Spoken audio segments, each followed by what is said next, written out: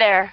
Welcome to You Gotta Be, a podcast that focuses on women-identified DJs and their lives and work. Today we have Said the Saint, and you know I'm going to ask you about your name.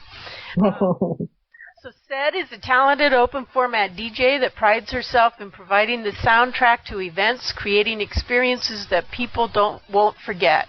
Her ability to seamlessly mix music tracks together creates a beautiful combination that sounds and feels like a hot, spicy bowl of gumbo. I can use one of those right now. So she's been DJing professionally for over 15 years. Her grandfather, nicknamed Frog, was a pioneering musician in New Orleans jazz history. She shared a stage with political figures and celebrities such as Grammy Award-winning artists like Jamie Foxx and Erica Campbell. Won every crowd-judged DJ battle she's participated in. Produces remixes and original tracks, and is co-founder of Stagewing, a DJ and AV equipment sharing community, which we're going to talk about today, because I got questions. So, I'm going to start off first with your name. Why? Yeah. The Saint? Hi. Oh, yeah. So first, before we get into that, thank you so much for having me on the show. I'm super excited and honored to be here with you today. So Said the Saint. Let's talk about it. So Said is just my name, short, and that's my nickname. Everybody knows me by Said anyway. But I knew that there were 1,000 or probably even more than that, in terms of Saids out there, people who have also shortened their names to be Said, DJ Said something. So I knew that the Saint piece would really give a nod to, something like a theme that has kind of followed me through my childhood up into my adulthood. And so when I was younger, I used to win all of these like ridiculous awards because I was the nicest kid in the class. And so it just kind of followed me into high school, and I got this class award called Mater, because I went to a Catholic school in New Orleans.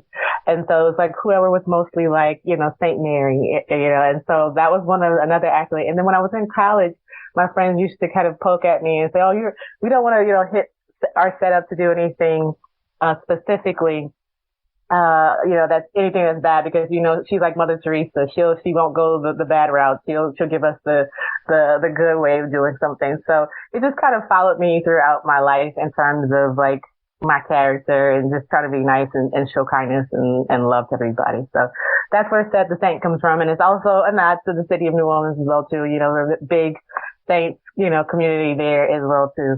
Yeah. I'm going down there next week. I'm looking. Oh, yeah. Nice. What is the first song you remember loving as a child, and why?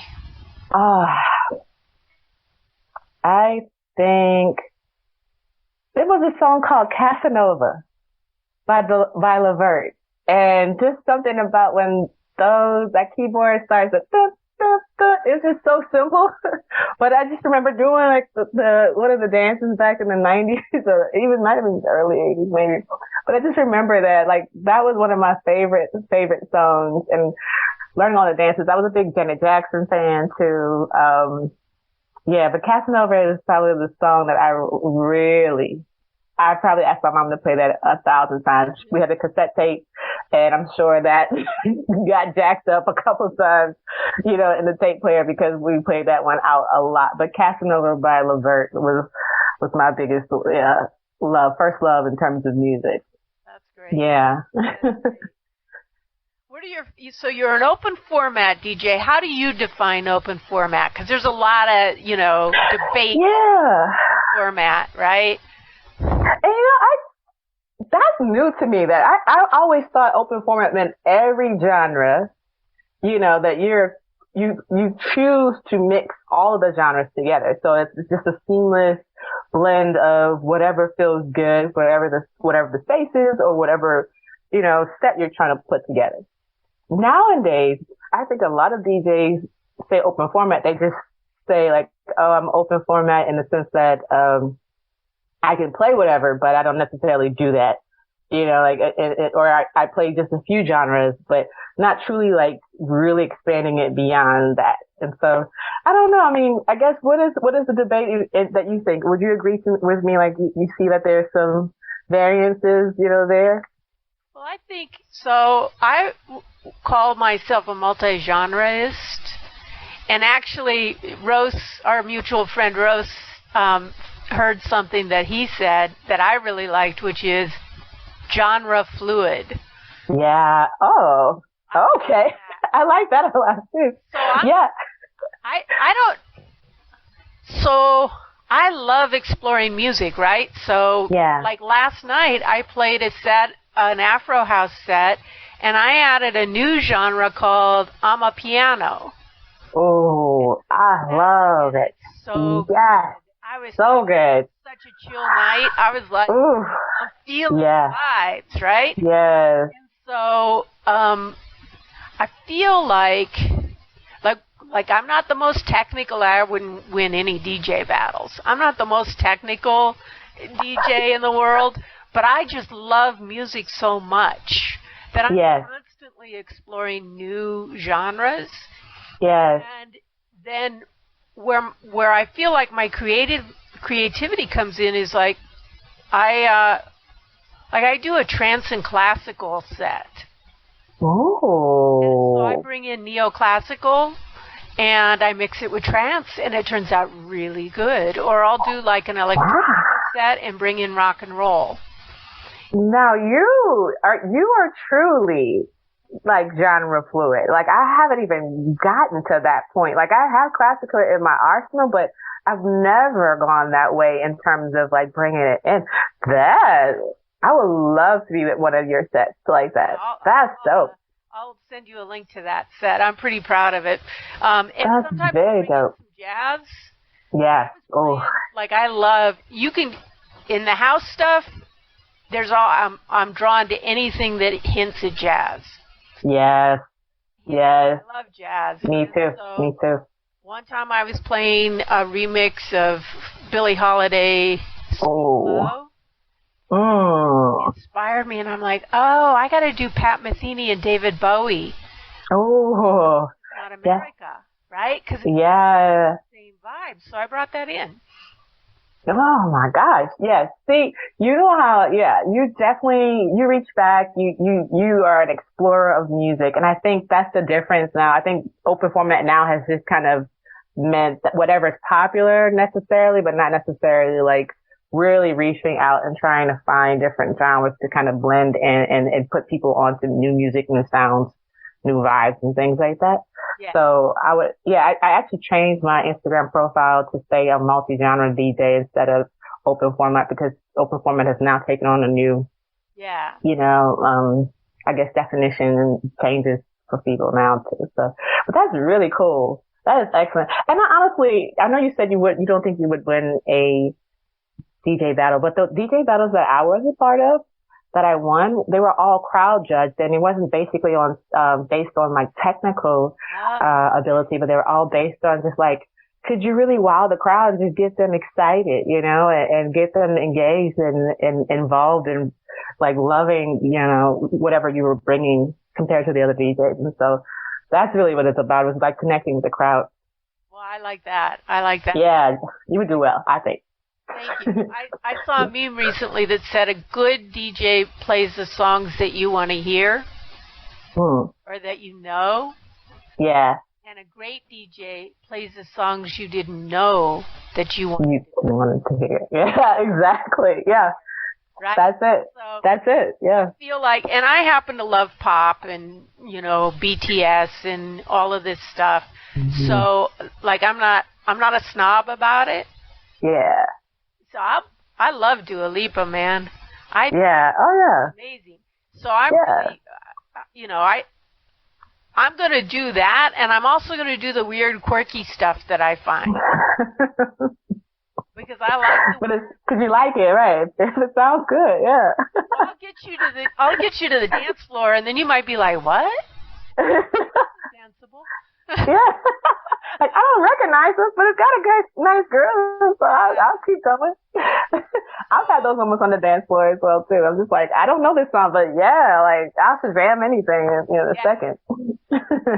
So the question that we sort of went down a little path on is, what are your favorite genres to DJ or dance to, and are they the same or different?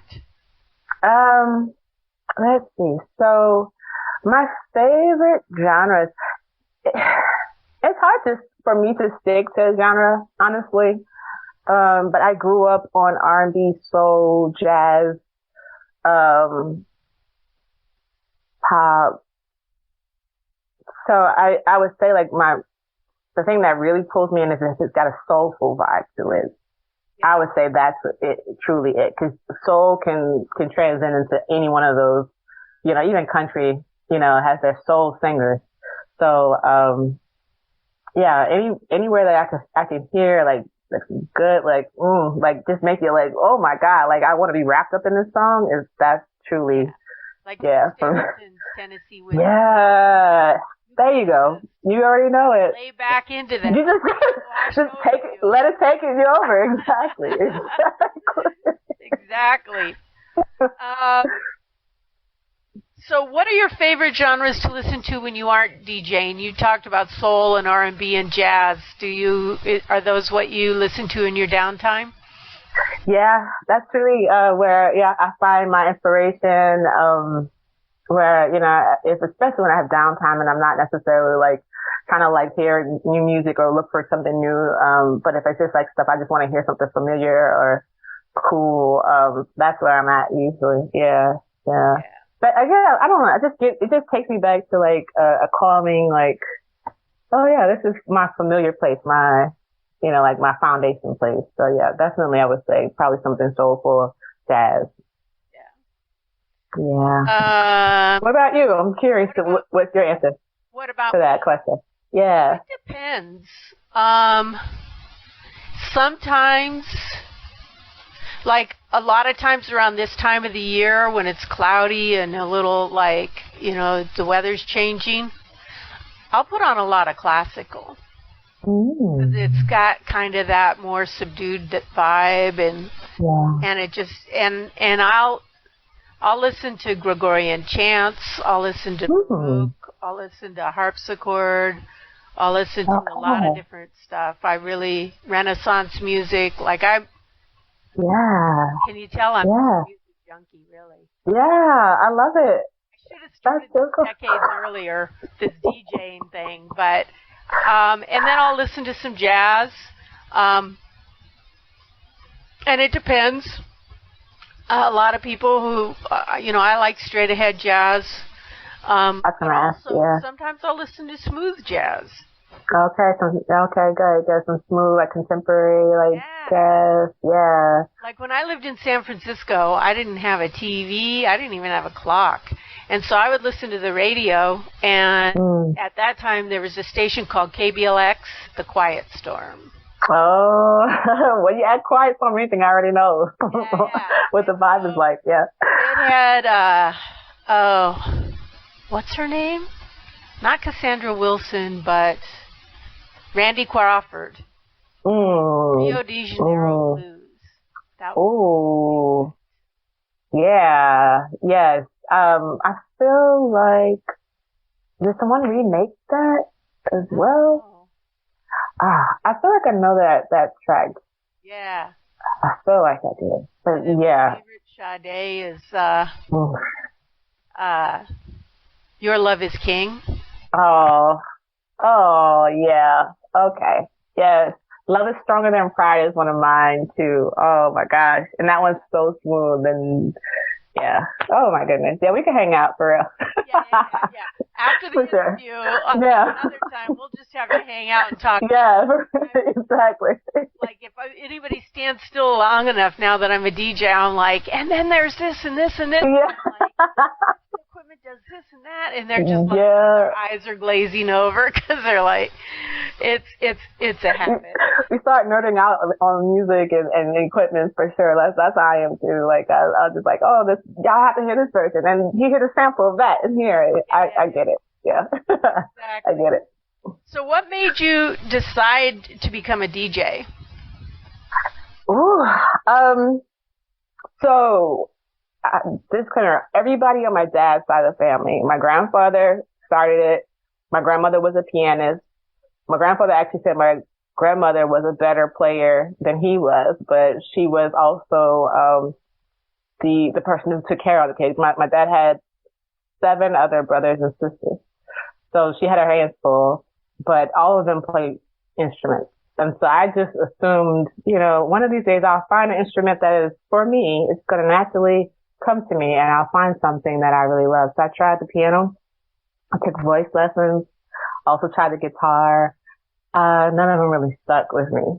But in college, a friend of mine had a pair of turntables just kind of chilling in her student apartment. And I was like, can I just kind of play with this? Because I just thought it really looked cool just hanging around. She literally had a technique in her apartment. Yeah, I know. In college, just chilling. Yeah, exactly. What? And honestly, I have to ask her, I think I don't know if she was attempting to be a DJ or if she just had him. She's from Philadelphia.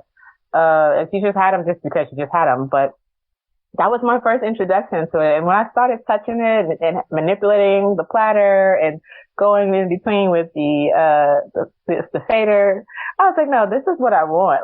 I love being able to put one track over another track and bring something back and looping. And it blew my mind in terms of the possibilities of me being able to create a sound based off something I already love listening to.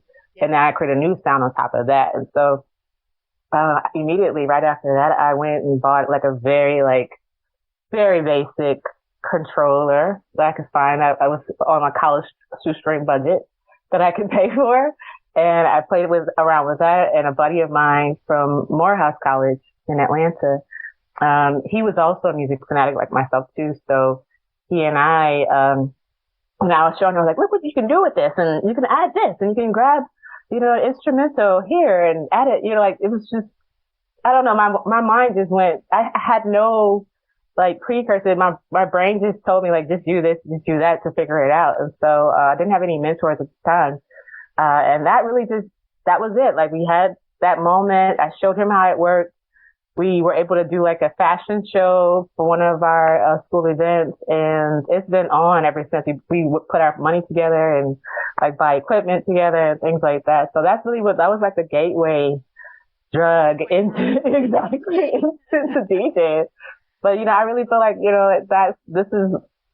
it feels more like me than anything else that I've tried. I still want to learn an actual instrument, where I can, truly create something, and learn musical notes and things like that. But this is definitely something I'm never going to put down.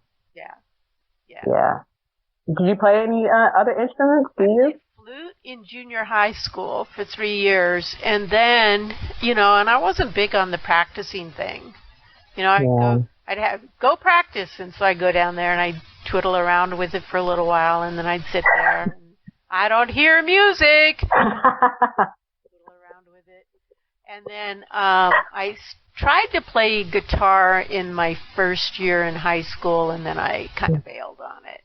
That's when I tried too. Yeah. Yeah. That's when I tried too. Yeah. I tried to pick it back up during the pandemic. So I got maybe one song in me right now that I could go back to that guitar downstairs and grab. But I want to get back on it. I really do. It was fun. I have 4 keyboards. I see 2 right there. Yeah. So. And I got a Korg microsynth.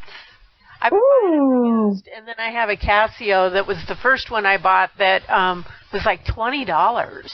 Oh shoot! Yeah, and so I'm trying to teach myself chords, and by trying to try. Yeah. I don't actually have a lot of time right now because I have 2 live streams to prep for. Yeah. I'm trying to incorporate a turntable into my my sets, and I'm getting closer to matching by ear. Yeah. Okay. But I still have a ways to go. Yeah, it just takes time and practice, like you said. So even if you're doing it live and you're just figuring it out, it's each time makes it get better. Yeah. That's how I figure out. So yeah. Definitely. That's what's up. Yeah. So, how did you build your business and market yourself? And you have a couple of businesses, right? Yeah, I was gonna say which business. Both of them. Okay, all right. Well, with the DJing, we did a lot of our stuff word of mouth. Honestly, social media wasn't really a thing like that yet at the time, and so most of our stuff was just telling our friends to let other friends know. Anytime, we always would say too, like every gig is an audition for the next gig. And so while you're there, people hear you, you're doing a great job, you get there on time, you're engaging with the audience, you're playing the music that they like, you're keeping them on the dance floor, you're really nice, and you work it out professional, exactly. People are going to remember that. They're going to remember all of that, and they're going to tell their friends about you anytime someone else has this event or a wedding or a sweet 16 or something like that. So we first started doing our gigs at Skate Town in College Park, Georgia. And so we were a skater rink DJ, and that was a really great platform. It was a great way to learn how to mix and blend and perfect that because you got skaters that are going to skate to almost anything, honestly. And so as long as the music doesn't stop, they'll keep going. And so really great way to learn blending and all of that. But from there, people saw us there, and a lot of times, because it's a public venue, and so they usually want to ask for your card and things like that. So it really was like word of mouth and just being at events to be able to help us propel ourselves into new avenues. And then as we started doing gigs on our own, for me, honestly, it's still been like based on my professionalism at a gig and then people sharing my information. Word of mouth is king and has been for me for quite some time. Now that I am fully a full-time professional DJ, I am using some of the resources that we have available to us, which is, social media, email marketing.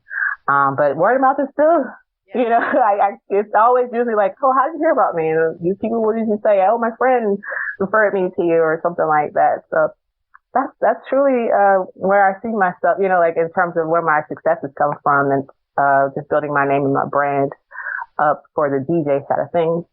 And then with Stage Wing, we are still on our way to using tools like SEO, search engine optimization, for ourselves. That's another way that a lot of people have found us. Just making sure your keywords are tight on your website. A lot of people would just do a cold Google search and find us that way to find either the particular items that they're looking for in the particular areas that they're looking for. So I would say SEO, ensuring like your optimization and your keyword search in your back end of your website will really help you out a lot. And I would actually apply that to DJing as well too. I know for certain for Stage Wing that has helped us out a lot as well too. Now you have a business partner, both in the DJing and in Stage Wing. Yes. Do you actually play back to back, or do you do sets so like Nervo, where you're like two people on the decks, or? Well, that's how we started. We actually started. We didn't have two sets. We were playing on one small controller at the time when we first started. And yeah, you should have seen, honestly, if I look back at that, I'm sure that looked very crazy because it was no bigger than, oh man, I can't think of anything maybe like a pizza box, like it's like a regular size pizza box, not like an extra large. What controller was it? It was a Hercules controller back in the day. Yeah. So we played on that one thing together. The jog wheels were probably about this big. Like it wasn't by any means anything really to take out the house, but we did. We made it work. Yeah. So we showed up with that, and then as we got more sophisticated, as we had to, a lot of times you're forced to upgrade your equipment because of your computer system is like, I'm done, so the new ones won't work with the old equipment. So we were kind of forced into upgrading equipment, and then we wound up doing like a Nervo type of set where we had two separate controllers and we would mix into each other. And then finally we realized, okay, like, we could start doing our own things. That's how we just kind of done it. So like right now, I do have my partners that I spend with every so often, but a lot of my work, I'm just doing it solo as well too. Okay. Yeah. What beginner's mistakes did you make, like taking a Hercules to a gig, that you wish you'd known more about at the time? Probably that. That's probably the first thing. It's like, these people are paying you and you show up with something that looks like a toy. But also, I would actually say pricing too.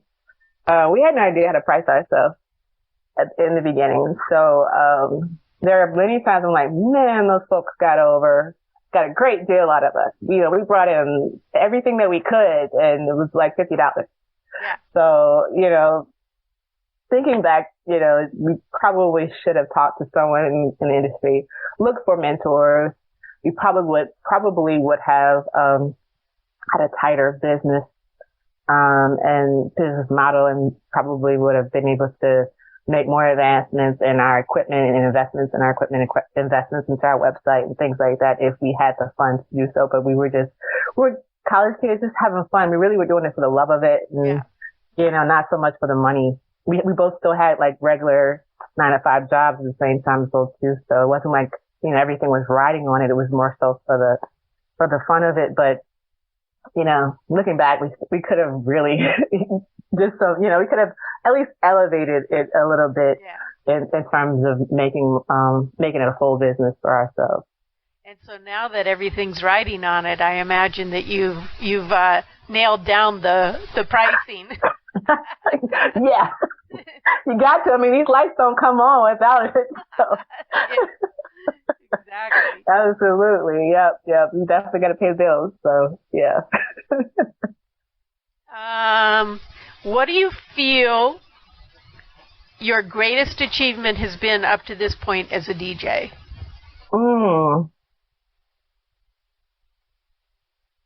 I feel like my greatest achievement as a DJ right now,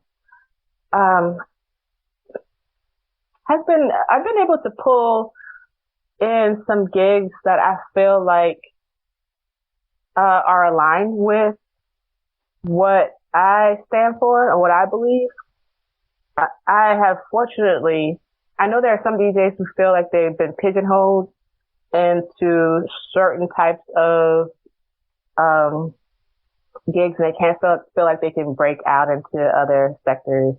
And I honestly feel like I've done almost everything, that I wanted to in DJing.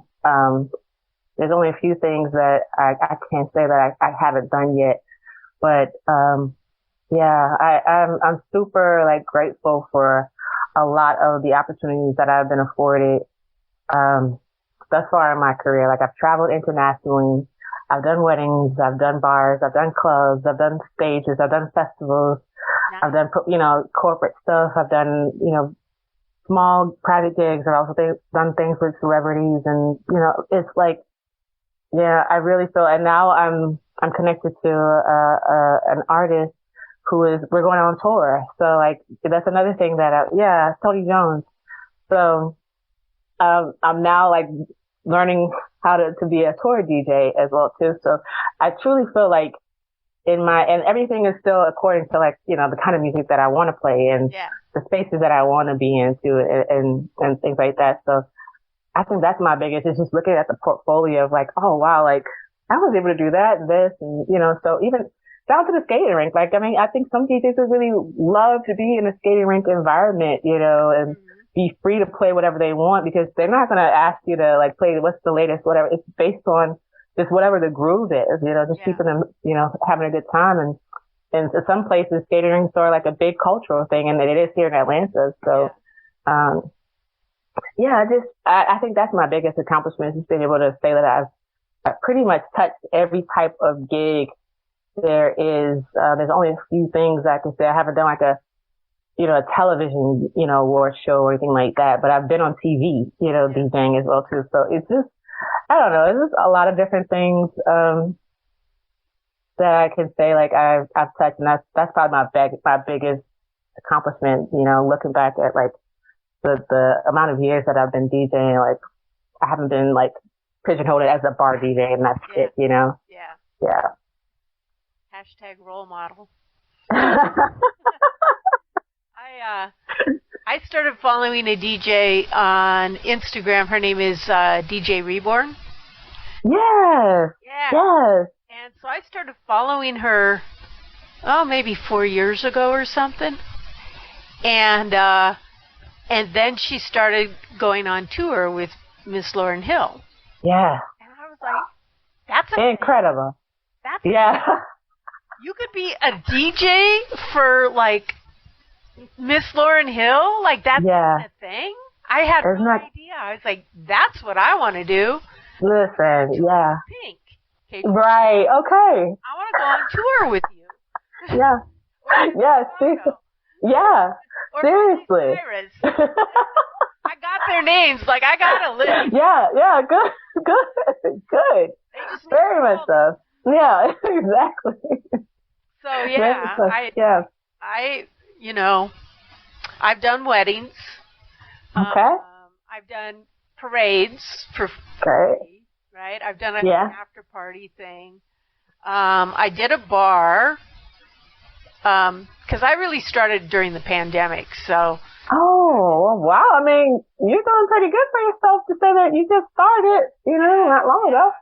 But I will I'm actually working with a pretty well-known drag queen in the mid-Michigan area, Delicious, and we have been about doing a ladies' night for lesbian women. Okay. There's only like 24 lesbian bars in the entire country. Yeah, I did. Wasn't there like a documentary on that not long ago? Yeah, because we have one in Atlanta right now, and we had like maybe two or three at one point, but now we're down to one. Yeah, no, it's a sad state of affairs. So, hopefully then I'll have a residency. Yeah, well, good. I'll send you good vibes for that. Yes, for sure. Awesome. So let's see. My phone there we go. But yeah, you are a role model. Like DJ is a role model. Natasha is a role model. DJ Monday Blue is a role model. I look up to all of you, even though I'm years older than all of you. It doesn't matter. It doesn't matter. Maybe when it comes to DJing. Oh no, absolutely. Yeah, you keep going for it. Keep going. Yeah. So how do you keep the music and DJing fresh for yourself, avoiding burnout? I'll just be real with you.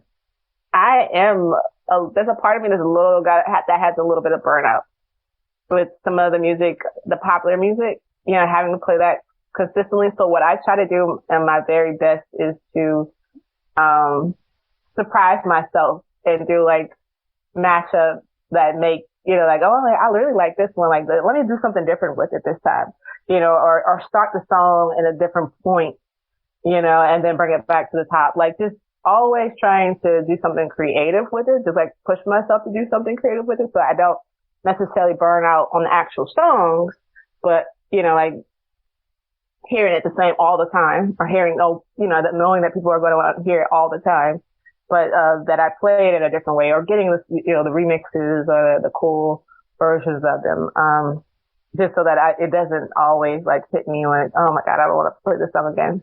But I do, I deal with that a lot. And so I try to force myself to try to do something creative with it each time that I play so that it doesn't get monotonous for me and, Yeah.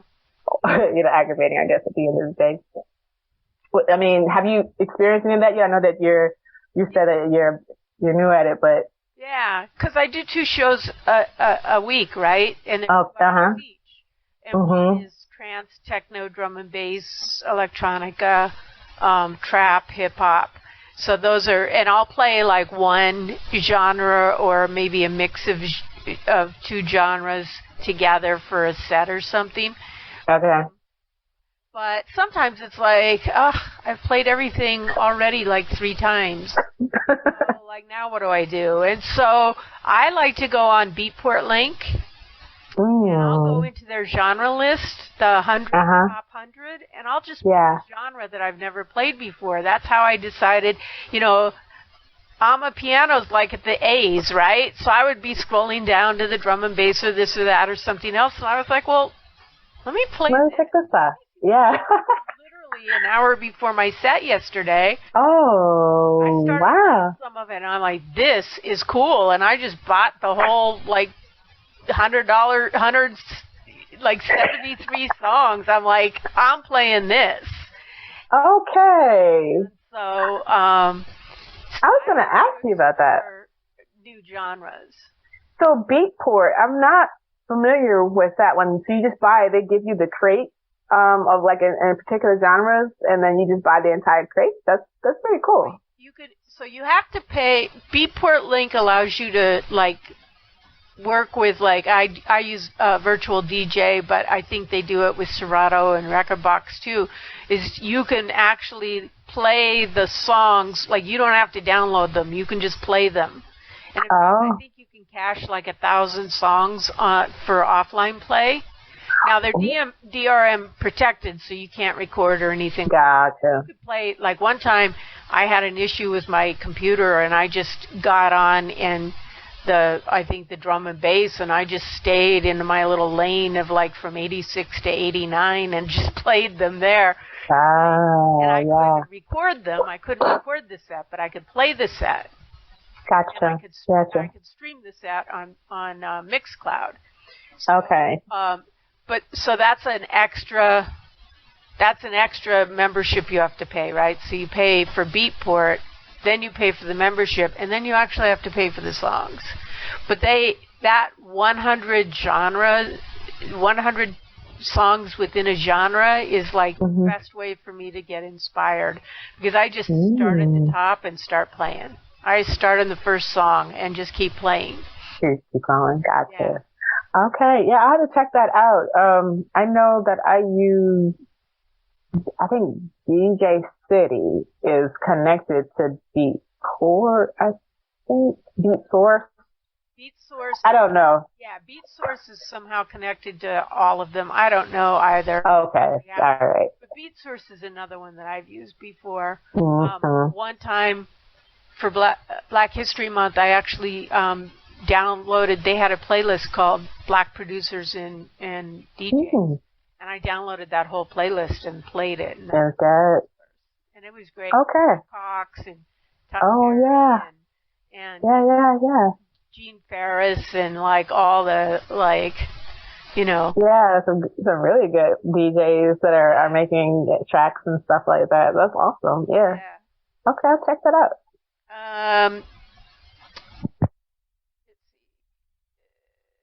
What have been your biggest challenges in the business, and what do you think are the biggest challenges for women DJs in general? Biggest challenges, I would say, keeping up with technology. That can be a source or a challenge sometimes.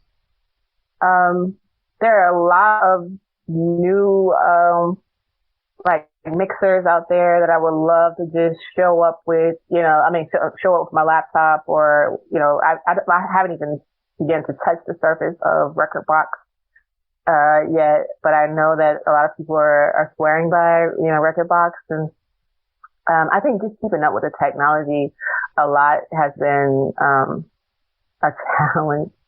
Especially in the, equipment industry, which staging is all about, the equipment. So trying, to make sure that we are abreast of like what are the new trends that are going on, in terms of like the technology and how to use it as well too. And then when to upgrade your computer, update your computer to the next, operating system, and when not to, and your software. Cause I use Serato, but I started on Virtual DJ.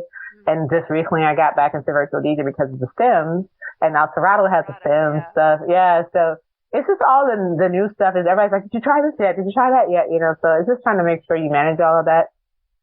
One of my other biggest things, and I actually did a YouTube video about it, has been to organize my crates. Oh my God. That is a challenge for real. It's like legit. The crate system in Serato that I left. Oh. Virtual DJ, because it was just like it created every song in my iTunes. So I have 100 crates. Yes. Yeah.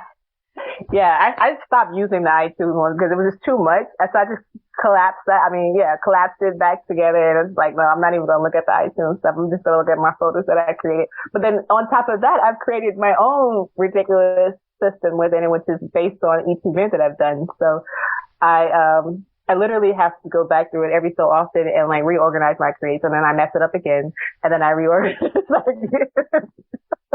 That's one of my personal struggles that I have with myself, honestly, and not, sticking to, the structure that I want to keep within my DJ software. But I think those are my two biggest challenges.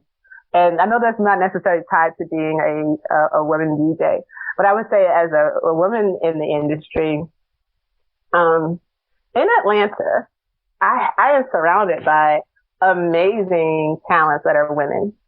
And are women identified. But I would also say we know that we're not necessarily still the majority, and that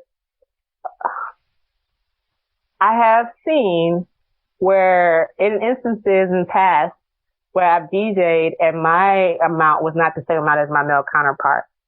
And so, it's like that, my pay, exactly.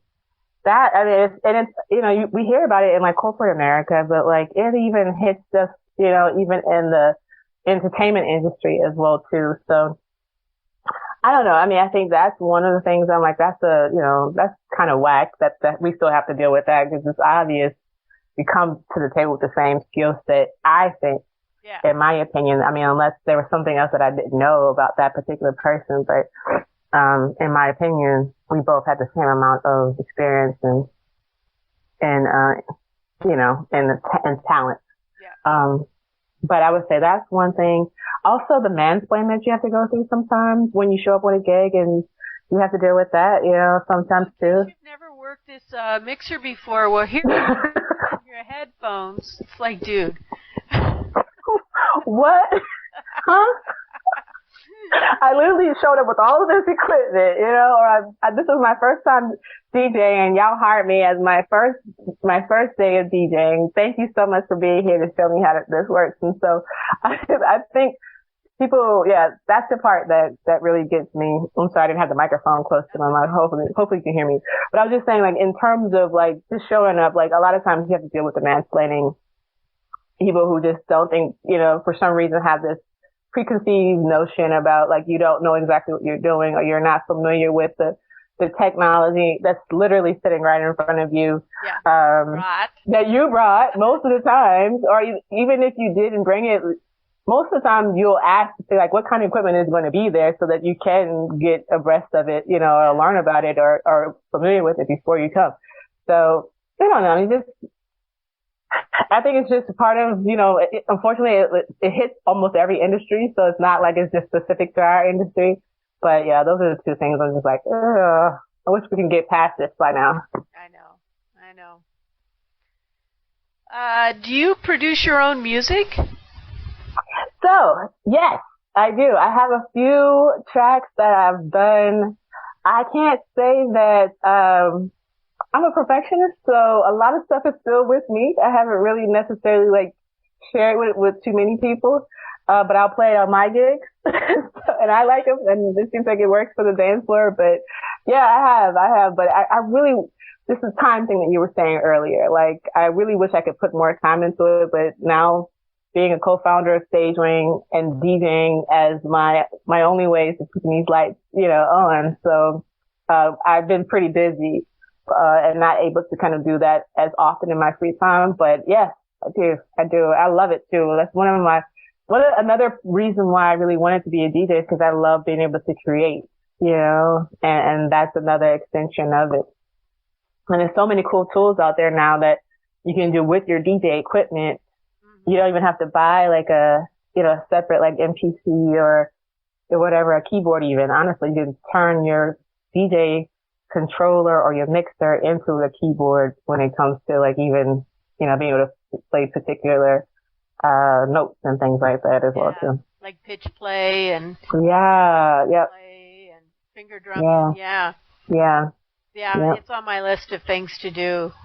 Right. Yeah. The learning curve is, again, now you got to learn this $700 piece of software.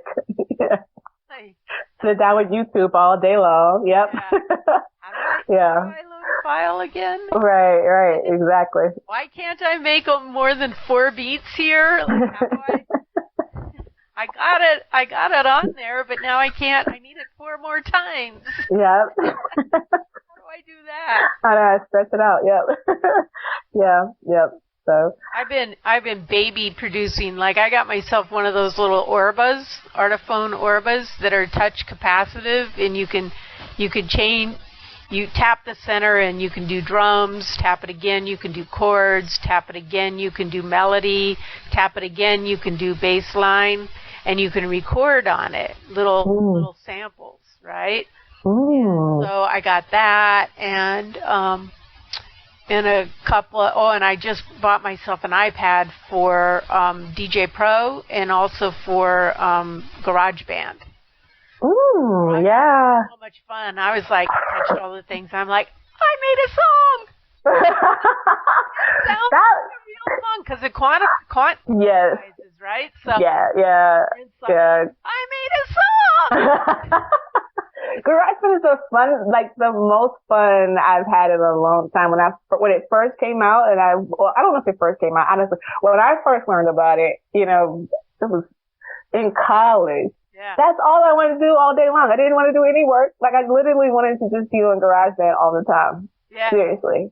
Yeah. It makes it so easy for you to, at least learn it. Yeah. It's sort of my gateway into, understanding how to actually produce. So I have these little toys, people make real music on GarageBand, so not necessarily a toy. But I have these things that I can play with that are not so intimidating, that I can start making things that make sense and sound good. Yeah. Then, my plan is to then, move up to some other stuff. But yeah. Yeah. Good stuff. What were the challenges you faced getting started in production besides your perfectionism that allowed you to share your music? Challenges, I would say what we just talked about earlier is just learning the software, how does this work and what does this mean? Because it's also, like you said, quantized. What are those terminology? What does that mean? What is a metronome? What is, yeah, exactly. And even down to that, it's all types of different things that you have to learn and understand, how does this work and how does that affect, the sound of whatever you're trying to make, or, as you're building a song. So I think, and there's still a lot that I don't know. Let's just be honest, but I think that, that was probably the biggest, challenge for me, other than creating something and then ooh, but do I really want to add something? I'm not sure how I feel about this yet. Does it sound good? And then be able to let it go. But I'm going to get there. That's my 2023 goal, is to create something that I'm just you know what? Fingers up, deuces. It's going to go out there into the world. I'm going to let it just be where it is, and we'll see what happens. Like Lion King. Yeah, here you go. Circle of life. There you go. Yeah, we should form a women who want to produce support group. Yeah. I would join that. So we could be wait, what is sidechain again? How do you do that? How do you how do you copy more of your music? Right? All of that stuff. Yes. We need that.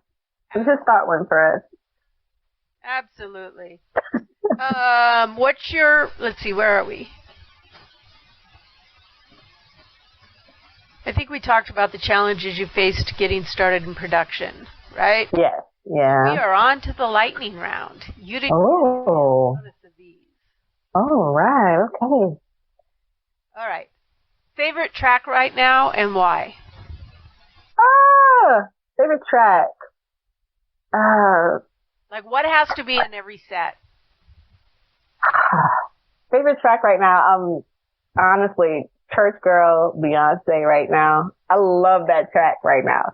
I just like, yeah, it's just something about it. It has that New Orleans bounce, vibe to it. I like the samples that she used in it. There's some questionable wording and things like that in there, but the message of the song is like all about just being free. Like I'm just being free. I was born free. I'm going to be me. I'm just going to do me. It's like a good, like, hype up song. Like, but it's got like a nice bounce vibe to it. Like, that's my song. That's right now. That's the song that I want to look into. Yeah. Bounce is definitely subculture. Like, but it's now spreading into all types of like popular music, that you're seeing nowadays, like, for sure.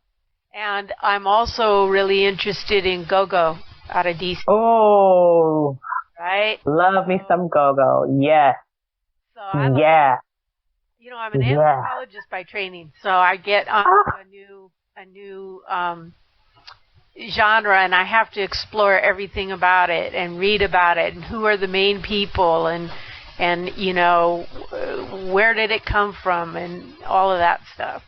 You just said something and you literally stole my heart out of my throat. I mean, out of my chest because it went out my throat. But seriously, I studied anthropology. That's what I got my major in college. And so, like, when you said that, that's all I'm about. Like, learning about cultures, like learning about the origins behind stuff. Like, literally, you and I need to chat after this. Like, for real.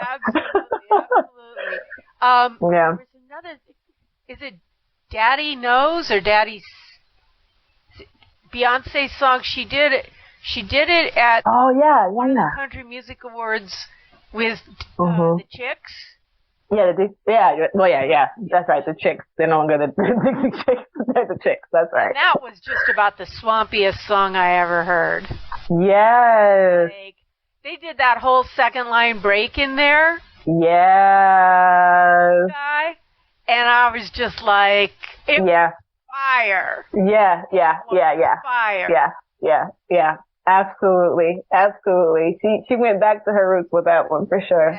Yeah. That was a good one. Favorite piece of equipment and why? Favorite piece of equipment, lightning round. So to go fast. My laptop, I guess. Yeah. If anything breaks down, I can still play off my laptop. It's got everything that I need there. It kind of is like the brains of everything, honestly. So I would say my laptop. What kind of laptop do you have? I have, this is a MacBook Pro. It's not even a new one. I got the 2015 right before they started putting the touch bar in there. Okay. I was not willing to, try something out new. When I purchased it like in 2020. But I wanted something that was like, I knew it was going to be tried and true for DJing. And I was like, I don't want anything that's going to break down. It's too new for the equipment that I have. So, I got the 2015 before they changed over to the touch bar and stuff. But, it's a MacBook Pro and I think it has like a terabyte or 2 terabytes, for the hard drive. So yeah, it's got everything. I had to like just splurge on it, but it's tried and true, y'all. Like this Mac is like I'm sure it's done a lot of things at once for me. All those tabs that open up is like, this baby is still churning out, like it's still keeping up with me with all these tabs open. Yeah. No, I know. That's on my list is to get basically a gaming laptop with a serious graphics card. Yeah. Because I do my videos. Yeah, you're right. Like all of that gets done on this computer too. Yep. Favorite self-care technique? Oh, favorite self-care technique? Traveling. And honestly, eating. Eating at a good restaurant is the way I show my love to myself. Yeah. You know, and I'm not a person who needs to go out to a restaurant with anybody else. Like, I literally will go sit down and have a full meal by myself and it'd be in heaven. Like, Me too. yeah, I don't have to have any company with me or anything like that. I will drive for good food. See, because I moved to Michigan from LA, and I gotta tell you that mid-Michigan is a little bit of a food desert in terms of like quality, right? Dang it, yeah. Restaurants. Yeah. Rapids, you got to go to Detroit, you got to go to the west side on the Lake Michigan side where they have to cater to the Chicago folks, so they got to up. Yeah. But man, I mean, living in LA, there were like 30 restaurants in a mile. Yeah, you could throw a rock and hit one, I'm sure. Yeah. So yeah. Yeah, that's me too. I would travel for food. I actually built trips around a restaurant too. Like, I want to go to this restaurant in this state, so I'm gonna do a whole itinerary around it. I flew into Baltimore just to eat crab. I was on the way to a conference in D.C. and I flew into Baltimore and spent the night there just so that I could eat crab. Let me tell you, we really are like, we're besties, and then we didn't even know it. Like, I know. Favorite woman DJ and why? I would say, dang it, like, these are really good questions. I have a lot of them, but I think I would go back to the person that I remember and I think who's, like, in my opinion, like one of the pioneers. I would go to Cinderella, right? Mm-hmm. She's still very much so respected in the community. She's got the technical capabilities. She's got the stage persona. She's got everything, in terms of like being influential in the industry, as a DJ. So I would go to her first. But there's so many awesome. Mhm. She does. Yeah. Where's she based? Yeah. Now that's a great question. I think she's actually in LA. Okay. But yeah, someone just recently told me that she was here in Atlanta. She had a show not long ago here. But yeah, she's still DJing solo. Like, oh, that's great. Yeah, doing her thing. But she has other enterprises too. That's it. She's a business person outside of just being a DJ as well too. So she's got a number of different other businesses, like I think something in the beauty industry and all kinds of stuff. Yeah. Wow. That's the way of the world nowadays. Yeah, seriously. Okay, final question. You gotta be what? You gotta be bad. You gotta be you gotta be savvy. You gotta be savvy. Yeah. Be savvy. Be cool. Yeah. Be savvy and cool, I think. Yeah, for sure. Everything it just flows. You gotta just know how to flow and just be savvy and up on things, but just kind of go with it, and figure out your way in it. Find a way or make a way. Yeah. Pretty much. Excellent. Well said the same. Thank you so much for participating. Thank you. Awesome. And this airs on the last Sunday of every month from 3 to 4 p.m. on Groove Radio Detroit. And so we're going to hang out. I know. Okay, yeah, we definitely have to. We definitely have to do so. But thank you so much for having me. I really appreciate it.